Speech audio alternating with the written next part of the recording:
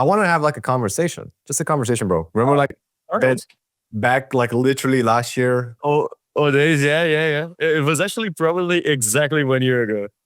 Exactly. Yeah, I think it was early November, dude. I was trying to find this Zoom call that I had. I don't know where it is. I can't find it. The one where we talked about the mindset and all this stuff, the goal. Yeah. I know I have it. I So must I must have sounded so desperate in those calls because I was those calls, man. I don't know how you had the patience, honestly. what do you mean? It was. It's definitely. It's been a journey. I want this to be like a maybe like a podcast type of thing. All Uh, right. I will probably put this on YouTube or something like that. You're like a champion, bro. Right? You I definitely, appreciate you. That's very kind. It's I don't think so. I used to think that yeah, sort of, until I went to the US. Just like Jesus Christ. Honestly, there's so much to do still. Like so much to the point where I'm feeling like a worm. Like the smallest of the smallest possible. But I'm happy regardless because when it's that thing, right? Where like comparison is the thief of joy. Like looking to comparing to myself, pretty happy. Comparing to like the world, oh boy, there's still quite a bit to achieve. dude. Yeah. How was the trip? So what'd you do? And where'd you go? Man, honestly, above every expectation that I could have set. I am the worst person possible to like enjoy wins. Like you know those things of celebrate small wins and things like that. It's not natural for me. But this one tasted very very good. Like it was. So I went to the university that rejected me twice. That's a fun fact of a fun part of my story as well. Right, I got rejected from a business school 2 times. And at that time in particular, honestly, like, fair enough. Like I wasn't good enough. All right, but I was able to like crash their classes. So I went with a friend of mine and took some business classes. And man, it was pretty cool. It was nice to get a bit of insight. But at the same time, there were like maybe 30, 40 people there. Guess how many of them actually had running businesses? And that was like senior year classes. Yeah, zero. There was myself and another guy who was the one that brought me there. But other than that, like it's actually pretty rare. They have inside the business school, they have a community called E Tower, which is it's not a community, it's a fraternity, I think, the proper name. In that community, you can only join if you're an entrepreneur and you have certain standards. But they have like 22 people out of however many hundred people that study at the university. So it was nice to see the contrast as well, where honestly, maybe it was for the better. I could have spent like 4 years inside like getting classes on a bunch of stuff, but it was awesome regardless. I went to, sorry, it's Babson College and still university. I went there 2 or 3 times. Their campus though was pretty cool because my standards are like Brazil standards. So for that, like I was looking for, there was no graffiti in any walls. There was no like that trash throw everywhere. It was a pretty clean space. Everything looked just very American. I don't know how to describe it. It's like I've seen in the movies. You know, I was taking pictures of everything. Then so that was in Boston. So I went to Boston, Massachusetts for most of my time there. And then I went to New York for 3 days. I don't know if you've seen that. I posted a picture. I was keeping track of it. I was looking around, and I was sending you messages. Nice. Hey, bro. I was like, Yeah, I was responding to everything. It was just crazy, man. Honestly, I did a lot of stuff. I did a lot of like the tourist basics. So Statue of Liberty, Times Square. In Boston, I went to Boston Common, which is the most famous place there, Central Park. It was the time where I worked a little bit less. It was difficult to work, to be fair, as it like a downside, but it still felt. I think it was the right choice. Like I took some time for myself in a way. I hate to say that. It sounds like I'm not too big into vacations and that type of stuff. I still take meetings and everything, but I wasn't doing any deep work, 12-hour sessions. I just wanted to enjoy myself a little bit. And yeah, everything was too cool. I noticed the discrepancy of how many things I'm used to here that are just not part of a normal society. Like being at a cafe, I went, as soon as I arrived, I went to a cafe with a friend. I arrived in the morning, and we left our stuff in a table, and then I was waiting for the waiter to take us the order, and he said we would have to go to them to get our order instead of them coming to us. So I went to pack up my stuff because I wouldn't leave it at the table. And then he looked at me like, "What are you doing, bro? You can't leave your stuff at the table here. No one's gonna take it. Chill." And I left my stuff there, but still, I had that instinct, right? I would look at the table all the time because I was concerned that at any point someone might just take my stuff and run away, which is not that uncommon here in Brazil, but there, like, not at all part of the culture. Safety as well, and public stuff working, buses, transportation, trains. I took a bunch of trains everywhere, and the trains worked and actually worked. I mean, they were trains, right? So I wasn't expecting any limousine treatment, but it worked. It was not. It was inexpensive and brought me wherever I wanted to go.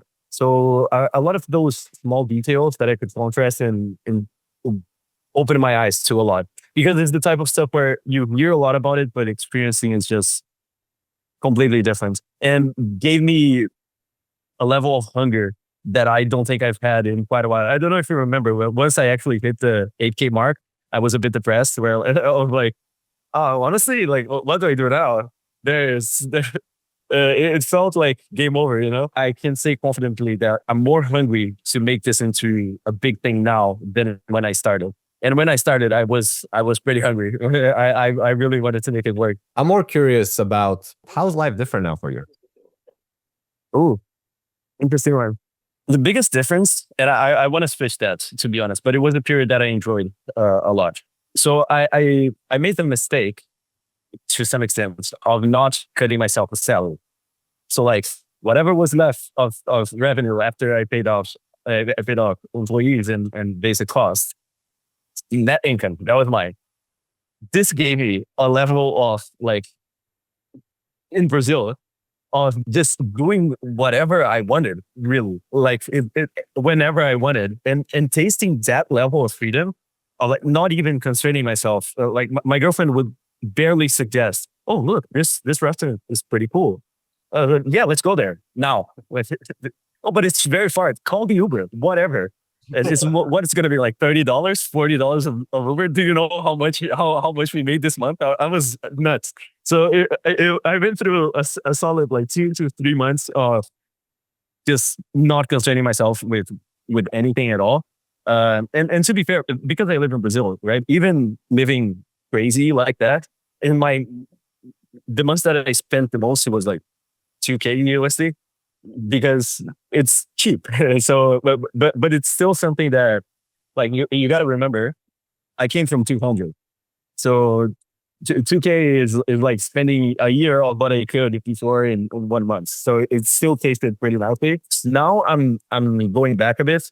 I'm in a period of what I want to save a little bit more, because I'm thinking more going to the US made me feel like a worm, like nothing, like dust. There's just way too much that I need to do, and I want a bit more freedom to move as a director, as an owner of a business. And this is, you accomplish that. You get this freedom of movements in runway, right? You build a lot of runway. You get cash, and then you can take decisions. You're not depending too much on new clients. So that's where I'm changing now. But it was like a solid 2 or 3 months of just pure freedom that tasted incredible. As you mentioned, like, I'm going more of a winter art type of thing. It's in Brazil summer, but where I'm focused a little bit more, not trying to splurge on anything. I bought basically everything I wanted to be honest. I've got myself M3 Max MacBook that I can work from. Recently switched phones as well. So I don't see any big expenses that I might need to make, which seems like a good period to save a bit of money. But on a more personal level, it gave me, it's hard to describe, but it's a switch in the way that I interact with the people around me, essentially. I feel like I can help more. I can have more impact. I feel like I have more of a presence now, you know? Whereas before I was sort of a nuisance, really, like a 19-year-old trying to make a business work. I didn't really have an impact, you know? And it felt very virtual. It felt like it was from another world, like it was always almost happening. It was, no, it's almost, I'm almost getting it. It's almost happening. And now I can say pretty comfortably that not all of it, but something happened. Like I brought it to reality, and that tasted very, very nicely. Like I stepped in another country. That felt very special to me. I don't know if you saw the post, but the only way that I found to describe it as a proper nerd was it felt like an unlocked region of the map. You know, like I was locked in my. I couldn't get to it. Like I was locked in my little box here in Brazil, and now I did it. Like I went to I unlocked it. I honestly thought something bad would happen. I had this feeling like the plane would fall or something like that, because so many times I've gotten so close to going to another country. And if you're just to give context, I probably told you this before, but I went through like the application process for the United States, and I got approved into a few universities. And every time something would happen that wouldn't allow me to go, to the point where honestly I felt like it couldn't happen. I was that level of unlucky. I even told my parents that it was probably nice for me to let the passengers know, like the other passengers in the plane, hey guys, just to let you know, like I have bad luck. It's probably better if you just don't go on this flight, take another one. Don't share the flight with me. But everything worked out. It was a very interesting experience, like the total tangent, but the feeling of the plane going very fast at the beginning when you're about to depart, that felt very cool because I like cars. I imagine that flooring a Porsche Turbo S must feel something similar to that. I wanna get that feeling someday. But like just being stuck to your seat to the back, the little feeling that you get in your stomach. I really like planes overall. I think if I hadn't found out entrepreneurship earlier and I went to some sort of plane trip, I might have chosen pilot as a career. It was very cool. I was looking at all the pieces on the plane working and just fascinated by everything. Uh, that total tangent, but that's the main shift that I felt happen is like I was able to bring something that was only in my mind and only always almost happening, almost coming to fruition, and now it's reality.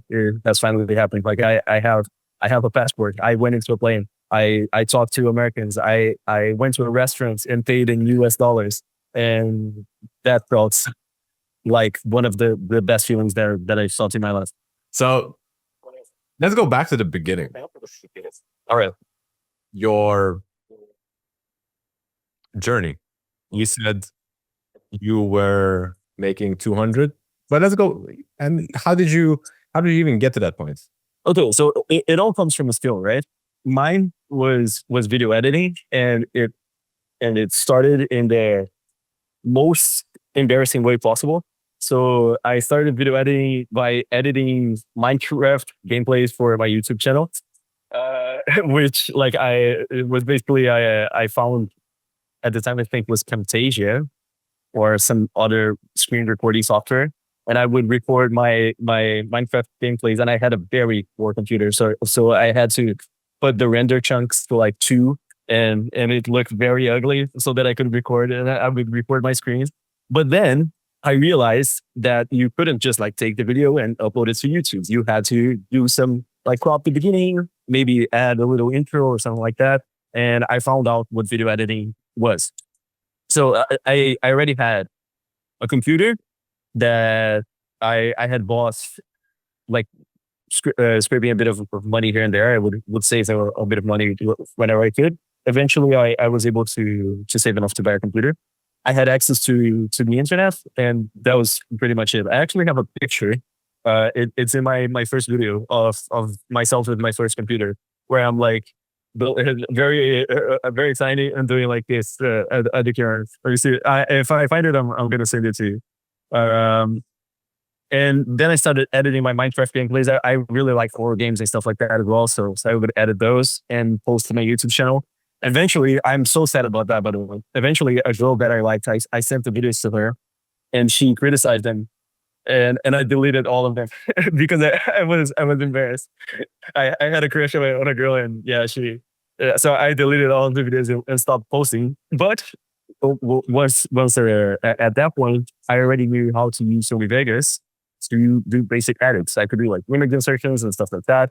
And whenever a school project appeared and like we needed to do some sort of video, Samuel was the guy to do the videos because I knew how to use Sony Vegas and back then. So we're talking about like 20 years ago. That would be 2014, 2013. Like apps to edit videos weren't really a thing. You couldn't like edit a proper video in your phone. So you depended on someone who had a computer and knew how to edit videos, basically. There was Windows Movie Maker and some other like very basic softwares, but I could do better than that. At least it wasn't anything great, but I could do better than that.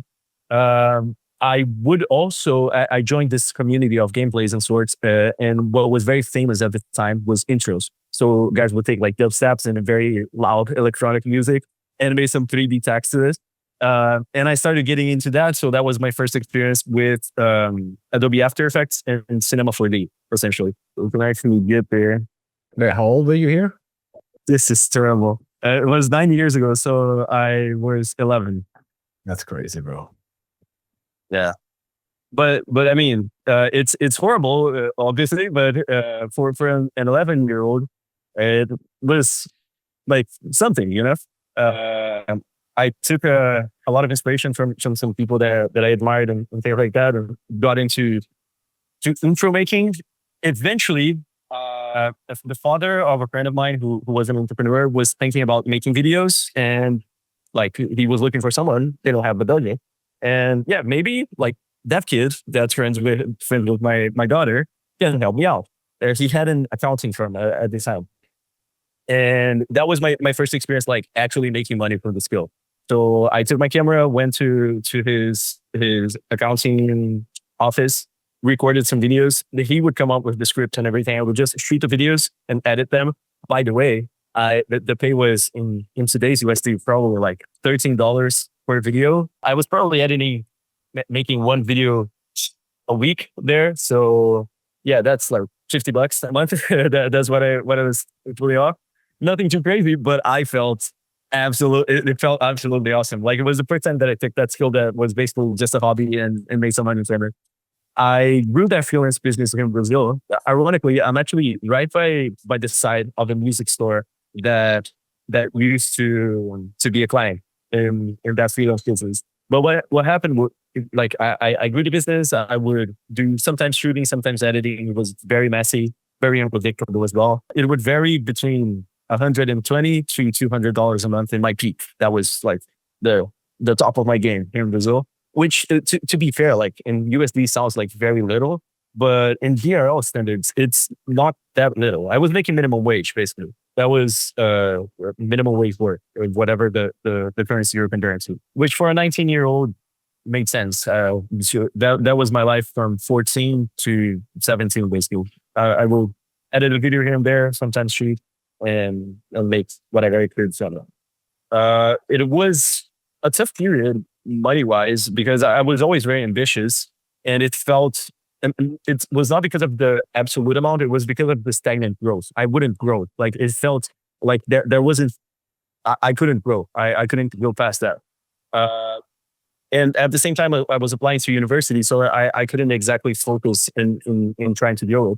And yeah, that was a bit of a harder period because in trying to do a bunch of things, I was actually failing at all of them. I couldn't grow the business. I wasn't getting into the universities that I wanted to get into. And my last straw was when I got into like coming college with like a 1970% scholarship. It was almost a full tuition. I basically would only have to pay my living expenses. And there we go. Like, that's perfect. Finally got it. I had applied to many universities before, and the most I've gotten was like 70%. So basically a full tuition scholarship was perfect. Was all that I needed. I paid them the thing to reserve my seat on the next class. and then they foot the bill for my living expenses. I took a look at the bill and like started counting, and then I multiplied it by 6, which is the current USD to BRL conversion rate. And I realized that I couldn't even afford like a fifth of it. I was my living expenses. Like we're not talking about affording college. It was just like a place to sleep and food, basically.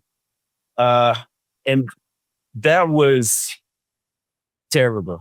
It was very, very bad. We were talking about 2022. So I had already been applying for 3 years.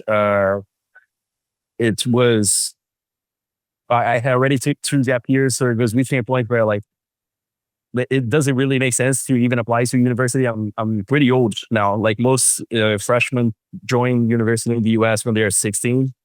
I was 19 already, so it felt like I was late, which I've never had.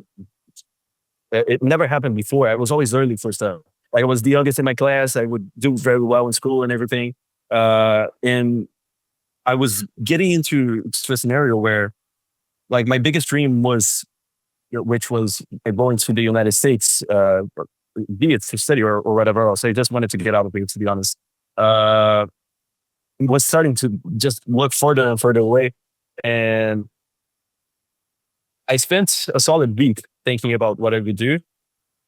And I decided to just, like, I probably could go if I got myself into a lot of debt and with a bit of help from, say, my parents. But it felt like the wrong call. It felt like the wrong decision. So I emailed the university, told them that I wouldn't go, even though I already paid my seat, which, by the way, was an entire month's pay at the time. It was like $300. So that was tough. Like, besides not getting into the university, I lost $300. And then I started thinking about, all right, so BRL is definitely not the way. I'm not gonna achieve my dreams making what I'm making now. Maybe the way to expand it is to try and go international. And I already fiddled with the idea of having an agency. So a few of my clients here, they, instead of paying me as a person, they already paid through a business entity here in Brazil. It was an agency. But in practice, it was just myself again and my PC, my computer. But then I decided, yeah, I got to make this international baseball. And that's when I messaged you about that period. So that would be 1 year ago, 1 year and a month ago.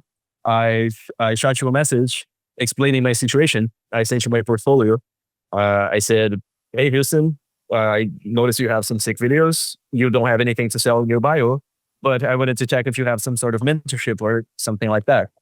Your response time, by the way, was incredible. You responded like right away with an audio message asking more information about my situation, essentially, because I didn't even give you any context. I just was like, I want to give you money. Where am I going to give you money? And then you were like, hey, bro, it's not like that. I do have a mentorship program, but it's a little more close and everything. But and we ended up talking and explaining the situation to you.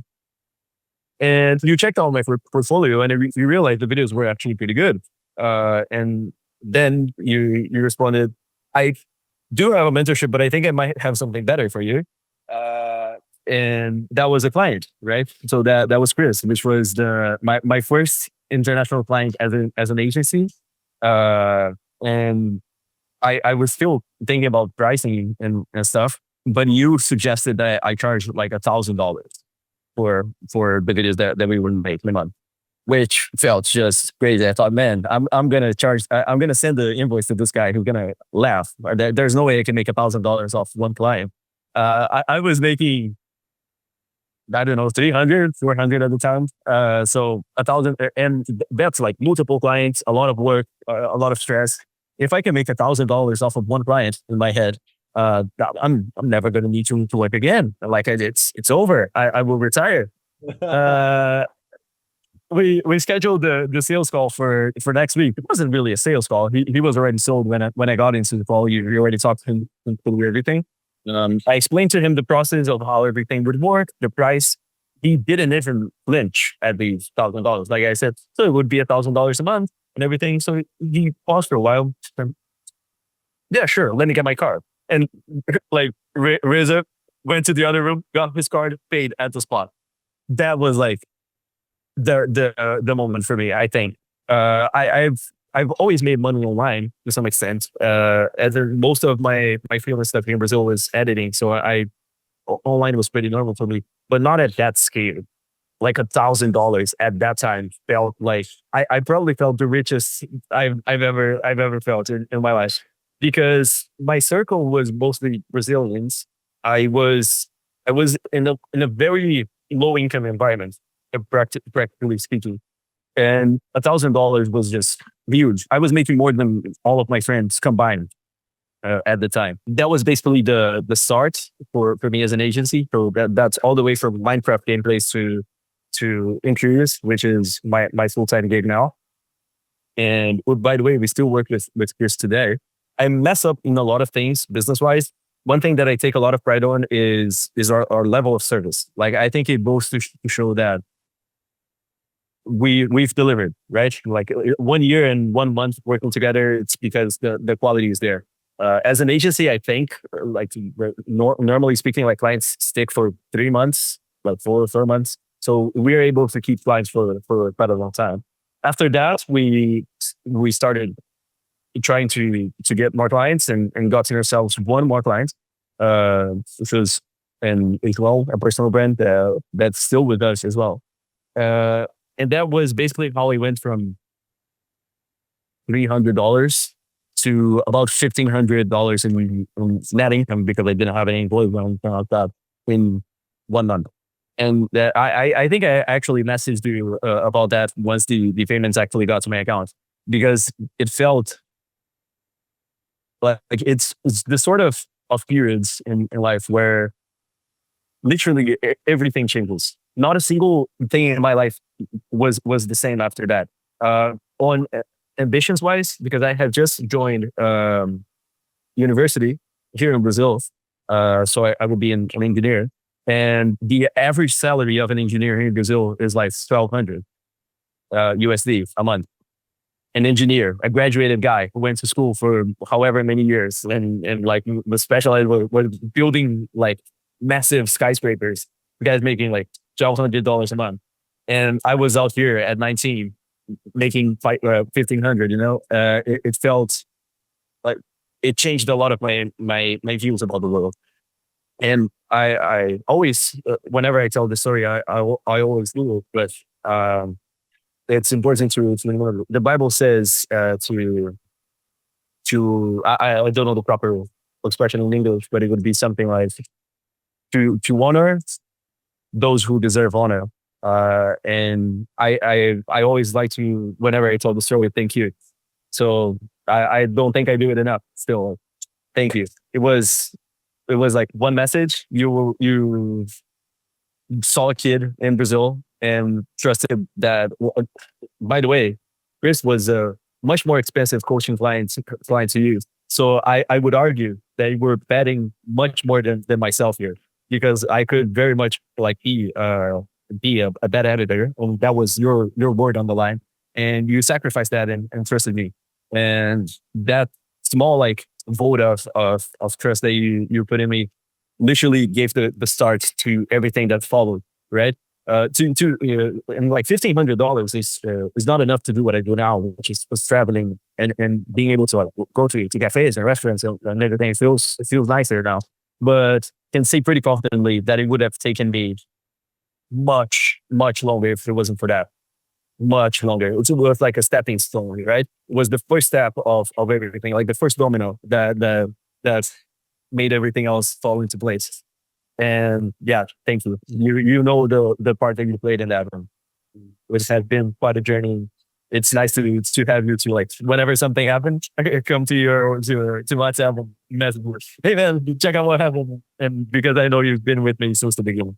I don't like to take the credit, but I feel like at that time when you messaged me, just all the stars have aligned for both of us, because I had an offer where I coached a person to build their personal brand, and also I placed an editor, and Chris was one of the first guys. And I already had some people obviously in the pipeline. Mhm. However, I don't know what it was, but I did feel like you were the guy. like you're the guy. And it's probably something along the lines of, like you said, I saw a reflection of me in you somehow, some way. And I do feel like that because as you've shared the story of what you've done, I believe a lot of us editors, because I obviously I am an editor. A lot of people, I don't know, they just think that I I don't know, right? Yeah. but I Now you have a team and everything. But yeah, when I messaged you, you were still editing your own videos. yeah, yeah. And it's funny because I did also the same thing. It was like when I was younger, I created like gaming videos. I had like a crappy PC and I had like turned on the graphics, use Sony Vegas, Windows, all that stuff. So it's very interesting how that goes. But yeah, all of the stars have kind of aligned, and I like to take risks. Like, you know me, dude. I'll just YOLO and I'll figure it out later. Yeah. So Remember when you were starting to try out ads and we were talking about it and you were like, yeah, I'm putting like $600 a week. That was what do you mean? For testing? You're trialing. That's your test. Jesus Christ. Yeah, you take big bets. That's for sure. like, again, dude, like, you've done the work, right? You've done the heavy lifting. I just, like you said, I forgot how you said, but essentially the way I see what maybe what I've done for you is, yes, I provided you a stepping stone, but I compressed time, right? Like you said, it would take us so much longer. So I was just like, fuck that. Years more. You Years know? more. Yeah, it's good for my ego. I can be like, yeah, I help Sam, guys, but again, dude, you're the one who did the heavy lifting. You've done the work. You're like an action taker. I've worked with a lot of people. A lot of people don't want it bad enough, unlike somebody like you. And I always enjoy these moments when you message me. I remember you messaged me before your trip to US and before you bought the MacBook, when you went on a trip with your girlfriend and you just rented a Porsche, and you sent me that photo. Oh yeah. That was sick. I gotta do that again. I gotta do that again. That was incredible. And yeah, it's like those small things. And the Porsche, I think, was like 100 and something USD, which is not a lot, but it was definitely on the impossible side of things for me before. Like, it was a dream, like very, very far, because I was so concerned with the basics on everything that there was no way.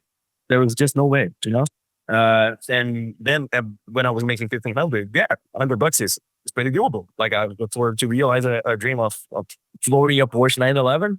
Hell yeah, I'm down for it. It wasn't the Turbo S though. I gotta, when I get back there, I want to see if they have the Turbo S or a TT3, and I want to do it again. It was just, it tasted.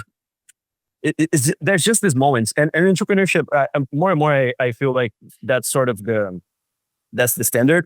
I gotta get used to it, where it's just, you're always putting out fires and everything. If you look around you, everything is messed up and you have to fix this and fix that. But there are just these moments where you can stop and look around you. And those are getting increasingly better for us. Like 6 or 7 months ago that I went to the Porsche, it was one of these moments where, like, working overtime, and I tend to have like these periods where I work quite a bit. For example, today in particular, I went to sleep, I think, at 3 a.m. Woke up at 7-ish something. So I have these periods, and I like that. I think we differ in that part of the philosophy, or like building the business or voluntary life and making. I'm nuts. I'm like, whatever. Like, I built. I can't break this. I got to make this work. I got to make this bigger. Whatever it costs, right? And there's just these periods where I stopped for a bit. And at that time, it was that I went to a trip to a small town, this more European style city that we have here. I was just reaching that point where I could go to places without worrying about the prices too much. And it was a very fancy restaurant. Got myself like a glass of fancy wine as well and stuff like that. That was 7 months ago. And then about 3 months ago, there was another one of these periods where when I stopped and looked around, it was like at a beach. I went to a beach and I could, because now I have a laptop. I'm not necessarily stuck at my bedroom to work. I can work from pretty much where I want to. I went to this beautiful beach in Brazil. It's called Itapema. Beautiful water and everything. I could just like open my laptop in front of the beach and work. And that tasted incredible. Very, very cool. And then, like, recently, I like stopped and looked around, and yeah, I was in another country. like that level, of contrast from in 1 year. 1 year was like from 2024 to 2025. And to be fair, on my end, things still look like I'm still very much desperate to make this bigger. Like things still feel very broken, and there's a lot of stuff that I need to do and a lot of internal processes that I need to set up, and I need to transition myself from video editor to director now, which sucks to be completely honest, because I'm leaving a position that I'm very good at. In order to leave that, I need to hire someone else to edit. So I'm cutting into my margins, making less money in Texas of profits, leaving a position that I'm very good at to make less money and suck at something, which is managing and directing. So every incentive possible I have is against the movement that I'm making. But at the same time, I know that like after I make it and I get a little bit more leverage, people doing the work that I'm doing right now, at some point I will be able to stop and look around, and like maybe I'll be grabbing a coffee with you, Nylon, or maybe I will be like at a team dinner with a bunch of other people. And that's a cool part as well of entrepreneurship that I think is seldom commented and might be a good idea to point to it, which is you get, while you grow a company, you get the opportunity to just impact the lives of other people. And that's something that I never thought of when I was starting a business. It was just, I was very individualistic in the sense that I was more concerned about myself, of like my own business, and I had to make it work for me. Right? I wasn't really thinking about anyone at that point. Now I get to like have 2 meetings every day. Like I talk to my editors and we discuss what is going on with their projects, and I can assist them. I'm like, no, man, your workflow is messed up. You don't need to do it that way. And it feels nice because it's not just about me anymore in many ways, but company wise, it is not just about me. And that has just been those small moments where I can stop and look around are becoming increasingly enjoyable. And that's one very cool part about entrepreneurship that I didn't think I would experience. I always felt like hustle, but those moments are becoming kudo by the minute. You were, before you were feeling like a kind of a liability, right? Like as a person, but now you're actually making an impact, and not just on your own life, but all like you got the employees, your clients, and all that other stuff. What was your process? What did you do like to go from having this one international client to, oh man, I'm actually like this is going really well. Yeah, this is a thing now. Okay, awesome. The question was like the transition from having one client to the situation that we're at now, right?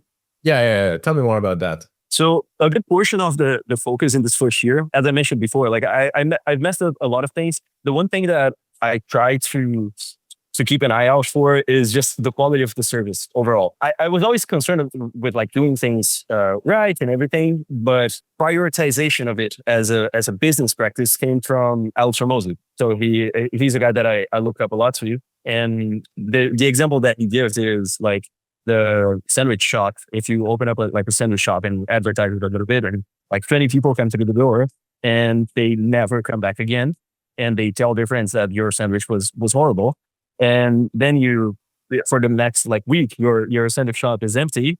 Well, you think, oh, I gotta advertise more. No, ironically, that's not the lesson that he should have learned. Like you fix your sandwich, right?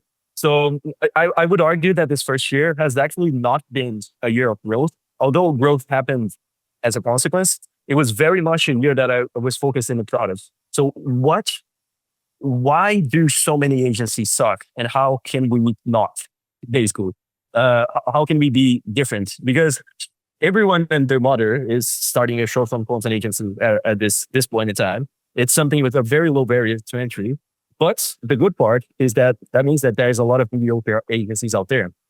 So our competition is, in my opinion, bad. They're bad at what they do. They're by just rule, they're mediocre, right? There has to be a medium. I spend a lot of time nailing our processes. There's still a lot that I need to put in place, obviously, but like one thing that we do fairly well is templates of like templatizing everything for each client so that things are predictable. That's something that as well came from you and this first project. So I remember the first video that I added with quiz. You actually sent us like a project that I looked through, and uh, you had like a lot of presets for everything.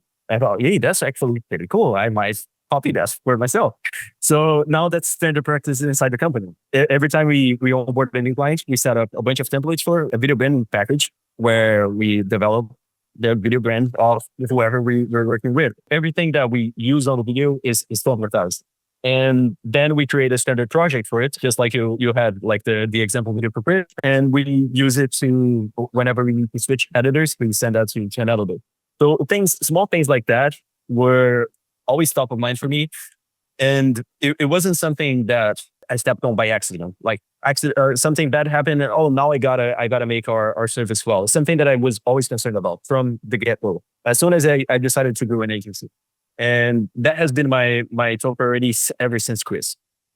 So there was Chris and another client. And what ended up happening is that we spent a lot of time without adding any new clients. So it was like 7 months, I think, just with these two clients. I was trying to hire someone new. I didn't know how hiring works. I looked through like 130 different applications and everyone sucked. But by the way, an interesting experience as well, because a lot of people with like master's degrees applied to the position that I opened, which I thought was like the most interesting thing. That like they were masters at film production. I think it was here in Brazil, and I asked for their portfolios because it was the only thing that really mattered to me, and it sucked. Like the videos were very bad, so I ended up not hiring the masters. And in about March, I hired our senior video editor, which was just through I tried personal connections. I tried every hiring way possible, like openings, freelancers, and through personal connections, I found him. He is very talented. When he got to us, he was a tenth of the editor that he is now. Now I can safely say that there are videos that he can edit better than me, which is just one of the best videos ever. Like I got him. He was a little Padawan, and now he's a Jedi. This guy is just a killer, right? And we just hired a new junior video editor. If he's in training as well, I bet that in a few months he's going to be a master. And so I hired him, and that freed up my time to start posting. So I tried. I wanted to grow. I felt like it was time to add some new clients to get more traction, so that I could test more and improve our products more. So I started posting on Instagram. After every time we would talk, we would just say, "Man, open up an Instagram account, start posting." And so I finally did. It was about March. I posted like 3 videos, and then I stopped for another 2 months because I've gotten another client. And again, like clients would always take priority, right? Because I wanted to provide such a high level of service. But then I started getting into between a rock and a hard place, because I wanted to grow, and I wanted to provide high quality service to the new clients that we've got on, essentially. But when you don't have leads coming through the door, you don't own your clients. Your clients own you. And there was several situations where like something would happen, and I couldn't talk against it. Like some revision round that was extra, that wasn't in an agreement, or sometimes like a revision round that was basically an entire redo of the entire video. And instead of being able to do the right thing, which was, hey man, sorry, this wasn't in the agreements, it's gonna have to be extra. I was always concerned, like, man, I need this client, I need the money, I don't have anywhere else, right? So that motivated me to post again. So I started posting again. I made 1 post a week for a little over a month, which was a very low bar. I should have posted more. But my main concern there, like I took everything that I watched from your classes, and I tried to make those videos into a public portfolio of what we could do. So those videos look sick. They're not like low quality videos for consistency. I was extremely concerned with scripting, with lighting, with editing, so that everything was very good, which is a bit counterintuitive. Usually the rule is the reverse. You do very simple so that you can actually post. I went in the other direction, and for me, it paid very well, because every video that I would post, I would get like 3 or 4 leads. And even though the videos, like they didn't get that many views, right? They had I can actually check now, but they were like 1,000 views, 1,200 views. But they were very targeted and they were high quality. So the people who watched it and wanted to like make videos as well, they would think, like, how do I want videos like these? Like that was the intention, right? And it worked. So I would get the leads. To be fair, I was in the process of screen share. Yeah, there you go. When it gets yellow, that's when I started to pay a little more attention to content. So yeah, like 1,100, 1,200. But all of the new clients that we've gotten have come from Instagram. So the clients that got us from 1,500 to 8K, everything from Instagram. So One came from a referral. just to kind of like for people who understand, right? I've made a mistake of thinking that I need to build an audience first, and then I'll be able to get clients to like monetize it. Right now, it took me like 7 months to realize it. It was way too long. And because you attended the calls, and I literally just tell people that don't worry about the vanity metrics, right? Just focus on, like you said, the product and delivering good content. And if you are like, again, you're an agency, so your videos have to be good, because like what kind of editor you are if your videos suck, right? Yeah, that's basically the thought process. Yeah, your work is like part of your brand, right? It's your service, so it has to be good. But people like, it doesn't make sense to have crazy good edits because, well, obviously.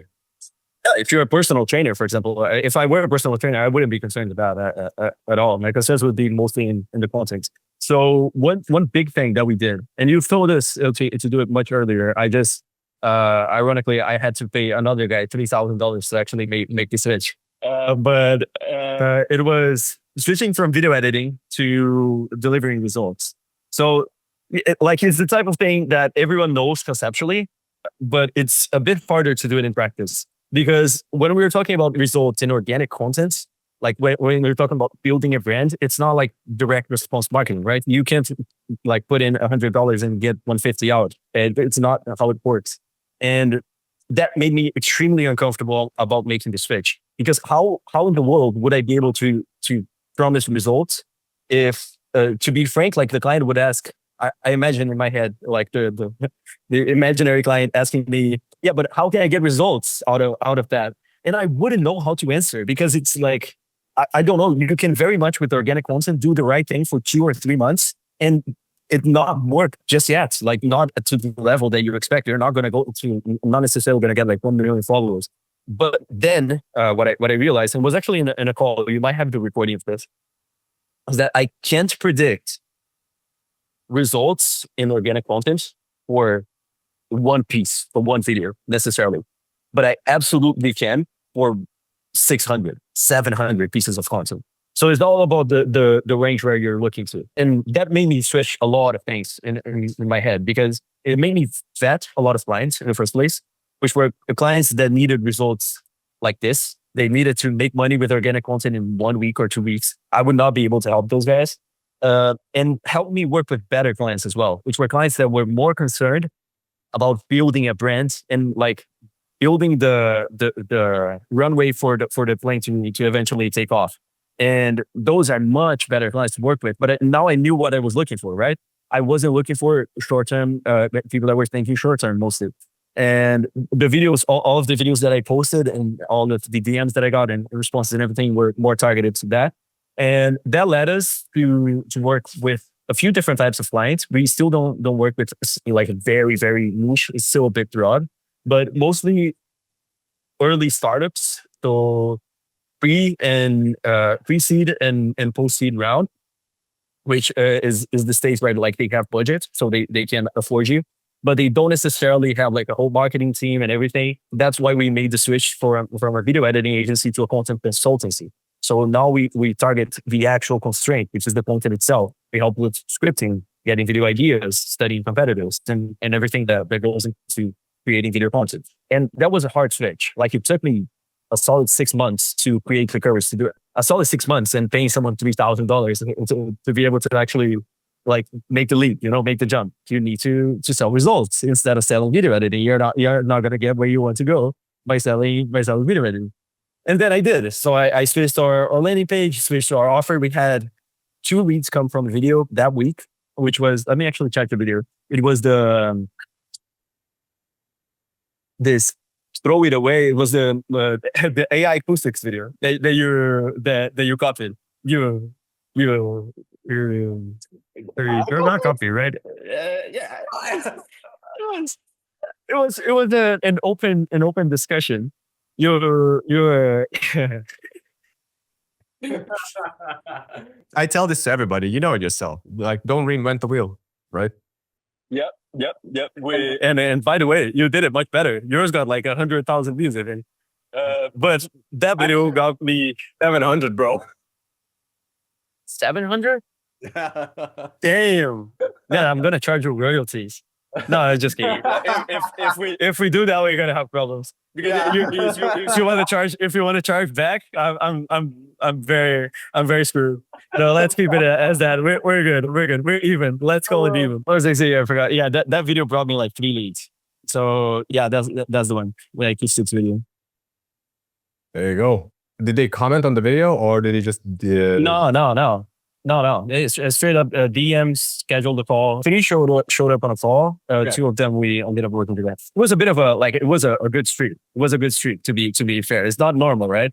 It's unusual, yeah. But the point is, it's a video that got like 1,200 views. Those 2 clients plus the referral, right? It got you to 8K. Yeah, precisely. Why are you not posting more content? Yeah. That's a fair point. So what happened was it's the same thing that happened before. So I've got to the clients. I started focusing on the clients, and then I stopped focusing on marketing. But it is a mistake, and it's just that I had to decide between getting more leads to my mediocre sandwich shop or making the mediocre sandwich shop better. And I sided with making it better. And how I evaluate this is by basically just reach out to customers, right? And those you can feel those things. You know when your product has big problems that need to be solved. And up to a couple of months ago, there were some big problems that had to be solved to the point where I didn't even feel comfortable closing a new lead, to be honest, because I knew that they would be onboarded. They would have poor onboarding, like deal with delays with their videos sometimes. And I just, it felt like a bad decision. So I spent all of my attention into making the product better. Right now, I feel like we're at a point where it is good enough so that we can like grow it until it breaks again. It's the process, right? You grow it until something pops and then you have to fix it. And I feel like we've gotten there. And the main difference is that unless we go bankrupt, growing until something pops, when something breaks, I won't have to do the manual work. I won't have to go there and like, oh, I will have to fix this with my own hands. And so I won't be able to focus on marketing. So it's like a bit of a switch that I'm facing right now, but it's a matter of timing, really. We're a company for 1 year only, a very young company, and I believe there are periods where I need to work on a few things, and that was just a period that I needed to focus on the service. But I'm getting back to concert. Yeah, it feels like an interesting position, being able to focus on growth. I am absolutely certain that the next few steps are going to be there are these periods, at least in my experience, I don't know if that's the case for everyone, but my growth hasn't been linear, you know? Usually like I will get to a point and it will stagnate, and then I will fix something and it will blow up, and then it stagnates again. So I feel like the point that I'm at is a point that will unlock a lot of growth. It's potentially what will take us from like barely 6 figures to mid 6 figures and above, to like being able to get out of like 10K a month to possibly 100, which is figuring out that scale part and getting like constant leads and everything. I will do that through Instagram because it's what's been working. So that will be the main channel. There's what I will pay most of my attention to. But I want to experiment. I actually wanted to get your opinion on this. I've been wanting to experiment with LinkedIn because we've worked with companies a lot and startups and things like that, and we've gotten good results for them. I feel like reaching companies is easier on LinkedIn. Do you have any experience on that? I don't have much experience, but I know a lot of video editing agencies and production companies. A lot of their work comes from LinkedIn. So I don't know how the platform works or whatever. It's like just this, I'm not so specialist at it, right? But it's a lot easier to find those companies and sell that service. Like you would probably see a lot of success there. You could scale pretty rapidly. Yeah, that's the what I'm thinking. So I just won't go all in on LinkedIn because I have proven results with Instagram. So I will go on what I know works so far. Like if you take a revenue per video that I've posted, and if I'm able to keep that, we're pretty good. Like I won't complain at all. But in terms of profile and who I'm going to reach, I feel like it might be easier to reach our current ICT sort of thing. But yeah, it's I will have to give a bit of thoughts for that. Being in the US as well, I've just realized in a more heated economy, how many companies are actually out there. Like there was a business in everywhere. Everywhere I looked, there was money flowing. A lot of small businesses of like plumbing companies and guys who quite clearly just like put together some sort of logo on Canva and stapled to their car and were driving around fixing things, and all of these businesses and all of these things going around. And it opened my mind to like how many clients are actually out there to reach, right? How many clients actually need this organic service? And to a good extent, my client is like not even on Instagram yet. My ideal client, he doesn't even know what Instagram is. So and it's what you say, like we on the three types of content that we produce, divide it fairly well so that I can reach those guys at the lower level of awareness as well. Because one of the clients that we've gotten recently, like they didn't have an Instagram page, they had nothing. And we've built their Instagram page from ground up, help them mostly with editing, but with some absolute zero, develop the brand and everything, give them some tips on content. And they've grown from 0 to 10K followers in 4 months. So they're currently at 10K. When I made the video, they were at 4, I think. That's 3 or chance, yeah. They're growing quite a bit. And it goes to show that like they're a bit of an outlier, obviously. It's not every client, but it felt like a validation point, it works. Like I'm not nuts, I'm not crazy. And now when the imaginary client comes to me and like, how can I know if I'm getting results? I can show them. Like, check out these guys. I will send them their contact information, talk to them. Like I got the results, so it feels good. It's a bit of a stepping stone, another stepping stone for us as well. When you get results for somebody else, it's like a proof of concept, and it seems like it unlocks a different level in your brain, because that's what happened for me as well when I was still doing agency. When I had an agency and I was working with coaches, one of my most successful clients is David, the dating coach. Yeah. We went from 100. He's huge now, right? We added 1 million followers in total on all platforms in like 3 months. And then we stopped working together because I launched my own thing. I was like, that's it. I trained his team as well. Over the next year, they added like another 600,000 followers to just Instagram. And I was like, this is awesome. And that gave me that proof of concept myself. I was like, well, if I could do it, but I could do it for myself as well. But exactly. It was completely different. But how confident were you in your next sales call? Like that's the thing that I was missing. You can reach your next sales call, and if someone asks you, yeah, but what have you done so far? You can show them. Like, talk to David. Look. Yeah, the framing, right? And it's true. It's true. And I want to go back to something that you mentioned is what I've learned in the last year, especially as well, is that it's important to work with the right people. I'm not here to save people. And what happens to a lot of like service providers and coaches and consultants, they take on these people that they need a saving grace, like you said, like they need to make it work. Like, today, I pay you money and no, that's not the guy that you want to work with. So, have you worked with clients like that before? Oh, definitely. I've worked with all types of clients imaginable. And the thing is, what I've experienced at least is like the more you charge, like the higher you're able to command your prices. Those people are vetted automatically. Like this guy is not going to be able to pay $5,000 to $10,000 a month for your service. if he needs results like that, he's going to be looking at the guys that are charging 300, 400, 500, which is what he can afford at that point. And uh, I hope that this trend doesn't stop, because to be completely transparent, so like the clients that I have right now are not perfect as well. And I still have clients that pay us a smaller retainer, and the more I'm able to charge, the better it's getting. And I hope that this doesn't stop. Like once we're charging 15, 20, once we're doing contracts of like big consultancies for big companies, I hope that the clients are better and better to work with, to the point where it's like just aligning expectations and delivering on the expectations, and everything goes smoothly. They are auto vetted. That's what I've experienced. At least they are automatically vetted by your price increase. It just happens. The reason why I don't give away free stuff anymore is because first it allows me to find people that have intent, that have a problem.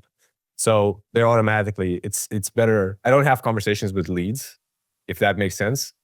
You know me. I'm like, do you want this thing or not? That's it. Yeah, you're a bit more cutthroat than I am. Yeah, but it takes a lot of, like, people need context before they can buy something, right? They need to know like trust and all this stuff. So a lot of context building happens in content. And if by the time they get to me or to the offer, to me making them an offer, and they are not sure that I'm like, well, then it's not the right fit yet. So, but you found great success. I mean, you've put in a lot of work. You've went from, in a year, you transformed, well, everything really, which is awesome. It's crazy. One more question. Training your team. Do you train your team at all, or? I've went through a few different ways of training through the last months. You probably remember this. When I was starting to want to train people, I was very concerned about like SOPs, and I wanted I needed to fix SOPs and do a bunch of standard operating procedures with video and everything, like how to cut videos and how to do everything. What I have found is that if your talent is good enough, those are completely useless. What you need to do is you show them what you need, as in like, this is what I expect of you. You give them a project, usually is enough, and the templates, and that's it. They figure it out. Like the rest, they figure it out on their own. And that's the major like switch that I've had in terms of training. And then we have daily meetings, right? So we have meetings every single day where we're like touching base. And so I don't think it's wrong if they need assistance with something, even more so like the junior guys. Like, how do I do this? How do I do that? But most of it, he's able to figure out on his own. He's resourceful. That's the key aspect that I didn't understand about a good team of like killers, is that they figure it out on their own. And that just gives me such a peace of mind of me being able to take a demand from a client, send it to an editor, and know that it's going to be done, and done well, done even better than I would be able to. So the major switch was this. It's like I stopped concerning myself about like the micro things and being able to assist them in every step of the way, and more like aligning expectations, what I expect of them, what I expect of the growth of them as well. And then just letting them do their thing. And that has worked much better.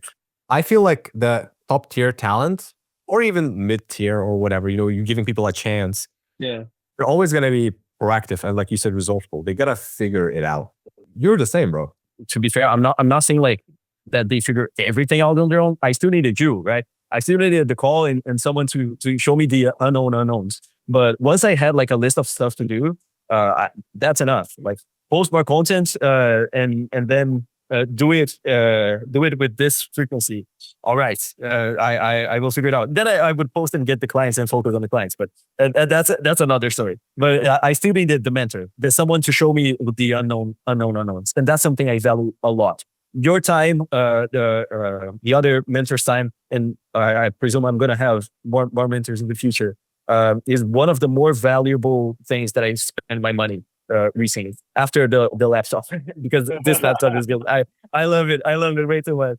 But you showed me the unknowns, and I have a lot of those. Coming from a third world country, my context is so scarce, but it's so scarce. I don't think I was dealt a bad hand, as in like I had a computer, I had access to internet, as I said, but in terms of environment, I am at a very big disadvantage that there's a lot that I wasn't even able to conceive. Like 7,000 a month wasn't even in my furthest dreams for 30 years, you know?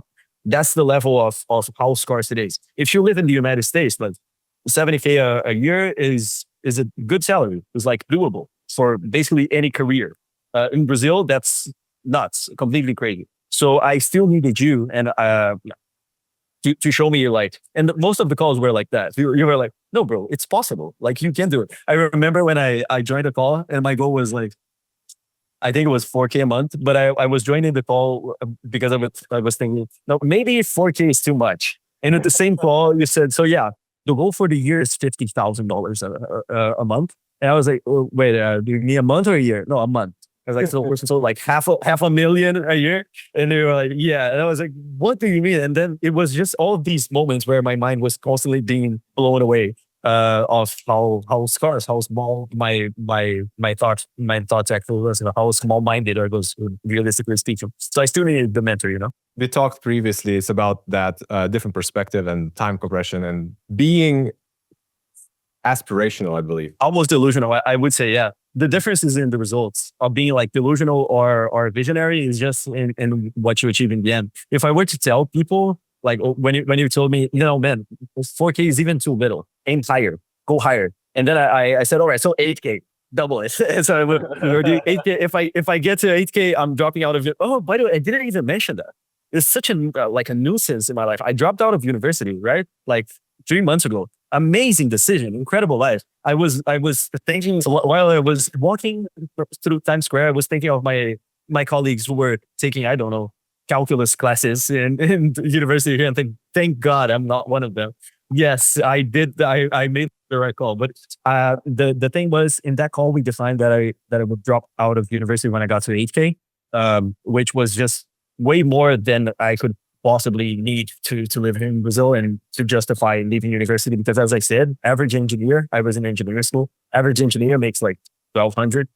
At the top of his career, he might make 3 or 4. So if I'm making 8, like that's all right. I can talk to my parents and say, listen, it doesn't make sense anymore. So I dropped out of uni. But I aimed higher. I aimed for 8K, and eventually we got there. It was if I were to talk to someone when I set the 8K mark, they would probably like just laugh, honestly. Or to someone here, right? To the people that I knew. And I had to make some very tough calls in person wise. I had like a best friend, someone who was very close to me. And I had to stop hanging out with him because not because if he was a bad person at all, he was incredible. It's just that my environment was making me way too comfortable. As in when you're making 2K and all of your friends are making 200, like you feel like the boss, you know, you feel like you're top dog in your friend group. And the last straw for me was one situation in particular where I told him that I was going to the United States and it was a goal. And I shared it with him. I didn't share that with a lot of people. So it was more of an intimate thing of sorts. And he sort of left it off and no, you're not going. Like, come on. And then as in, I don't know exactly what that was a weird conversation.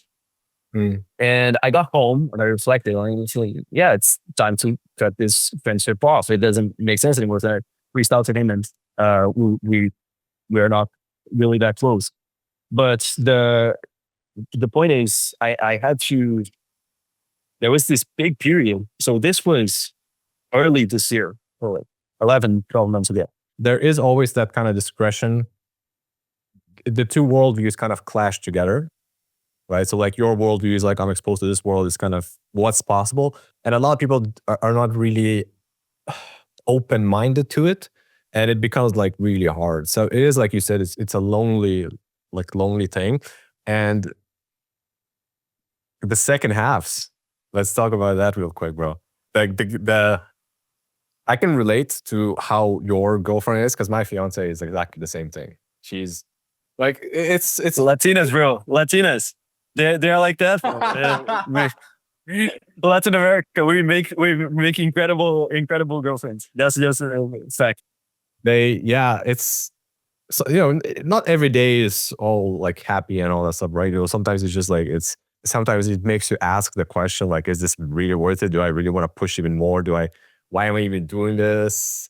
It's like every day is a dose of depression a little bit. To me, a big part of that was posting content. That was tough. Like my personal page has before going to the US had like less than one post a year.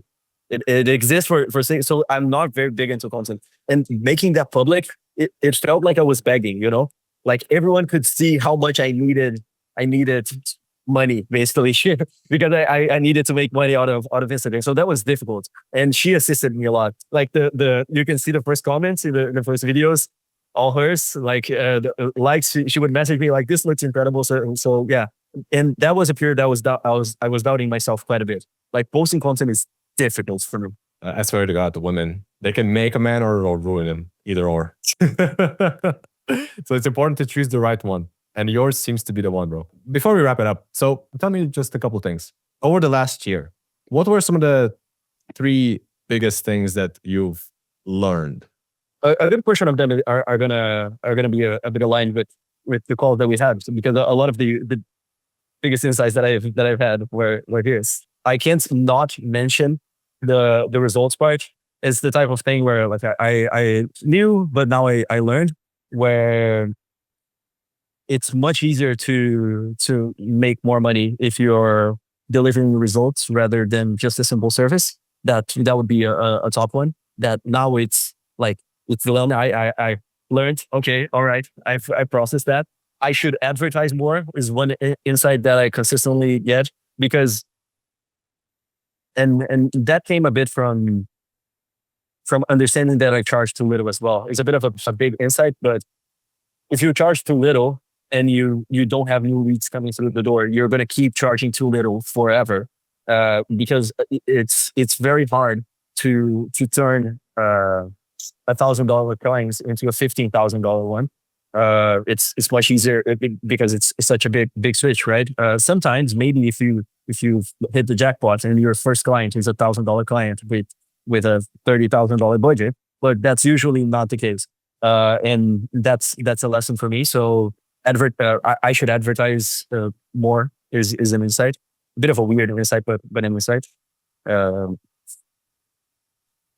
And this last one is a bit broad, but it's all about people, as in all parts of the business. Like I mentioned numbers here and the revenue and everything, but like it's all about those calls with the client where you ask them what they need and you align the expectations and everything sort of clicks and you connect with the person. As in, I have a personal relationship with all of my clients without exception. They are not numbers or like revenue for me. They are like people with goals that I'm helping them achieve. And I will get to keep a little bit of what they make in return. So it's all about people is definitely a lesson. With employees, it's all about people. It's all about like, it doesn't make sense to have your daily meetings and just talk about everything like very specific results and processes and video editing software. You're going to get on daily meetings and you're going to discuss like your editor broken up with his girlfriend and he's a bit down. Like you gotta talk to him, you gotta hype him up and get him back to the game. Or like sometimes he's feeling extremely excited and you won't be so well. And now you've got more than just employees. This is gonna sound so Michael Scott. But you've got like friends working with you, right? It's for real, genuinely. Like I enjoy what I do, and sometimes when I'm feeling down, they're there, and it's pretty cool. And I obviously I have to meet it emotionally speaking. I can't show up to a meeting like, oh man, this business it's gonna go bankrupt. It's not gonna work. But sometimes I'm not at my top level of motivation, and yeah, it's cool to have them there. So it's all about people. Is definitely the third lesson. You get to keep a bit of the results that you make for other people. Advertise more, and it's all about people. Those would be the 3 insights. That's perfect, bro. Because again, people buy results. You need constant flow of new leads, because otherwise, if something happens, business breaks, whatever. We have one bad month, everything goes to shitter. And the third one, like you said, I I kind of knew it as well, but I internalized only quite recently is that people, we're in a business of people. We're in people business. Yep. People buy people. That's another thing, right? They believe in you and that you can solve their problem. That's what they buy. Be empathetic. That's the key thing. Just empathy. Yes. Just you'll do well. For content as well, right? Content in content, you should show empathy to the audience. It's something that you always touch on, and it reflects on the sales calls. Like the clients that get to the sales call, the level of trust is already way higher. They're not coming completely, even though I have very few videos. Like they watch it. They know my experience with the video editing. I've been doing this stuff for 10 years. I'm not like because it's there, right? It's in the video. It's one of the core videos that you always mention. I have it there. It's pinned on my Instagram page. It helps. So yeah, people by people. That's definitely one way to put it. I put it as in it's all about people because it's a bit broader. As in it counts for the employees and everything else, other side of the business. But on the client relationship side, people definitely buy from people, and building a personal brand rather than a company brand helps me a bit with that as well. That's the sauce. That's the sauce. All right, let's just cut it here, and that's gonna be my first long form YouTube video. Dab away. Anyway,